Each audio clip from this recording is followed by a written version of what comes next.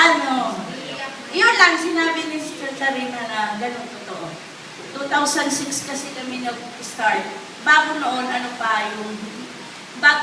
yung balis permission muna. Tapos yung iba ayaw maniwala, ang kanila makikita na sa kung totoong pabahay yung gawad kalina. Yun.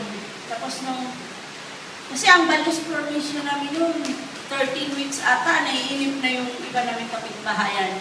Yung iba ayaw talaga. Tapos, yung nakita na nila na ipatay na namin yung 5 munang houses sa harap, doon na rin naniniwala yung iba. Tapos, kami kasi gano'n, parang hindi din namin i-expect na talagang totoo yung pabahay, pero nagtiwala kami kay God kasi nangupahan kami kasi gusto namin magkaroon din talaga ng sariling bahay. Kahit noong una, hindi talaga namin i-expect ko na itong pabahay. Una lang yung palupa. Una talaga nang inano namin yung palupa.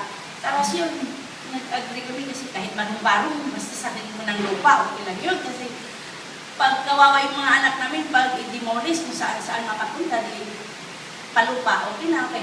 Mga ilang buwan, yung sabi ni Brother Bungo, sama tayo sa may Amparo. Yun ang pinakauna sa may bagong silang ba yun? Doon, tumingin din yung mga papahay, yung ganda nga. Tapos, 2006 talaga, January 21, hindi ko makalimutan yun. Unang groundbreaking namin. Namiyasta ka muna ako dun sa Bohol. Sabi niya, balik ka na kasi mag-start na tayo January 21. Dali-dali na naman kung hanap ng pamasahe para makabalik dito. Tapos yun, ang saya, may experience namin na talagang magkaroon na kami ng pabay. Tapos ako, in winter nga, parang dalawang isip na mabigyan kami pabahay kasi inuuna yung may mga owners talagang bibigyan.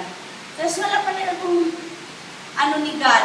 Sige pa rin pagdasal kasi God gusto ko rin mapasama dyan sa babahay nila kahit regular ako kasi maganda talaga. Tapos binigyan din ni God na o sige, kasama ka na rin din. Sumali ka na doon. Bibigyan kami presidente nila asosasyon ng palupa na, sige, kasama kayo, sumali ka, hanap ka ng pera para sa survey doon, gawa kami ng paraan. Tapos, yun nga, nung nandun na yung pabahay, doon pa dapat ako sa dulo doon, yung naibigay nilang rights ko doon. Gumawa naman ng paraan si God na naisama ko dito sa pangalawang 5 ng houses. Di pa lang napadaan ulit yung upa namin kasi at least makaiwas na kami sa upa. Nandito na kami sa pangalawang time na itatayo.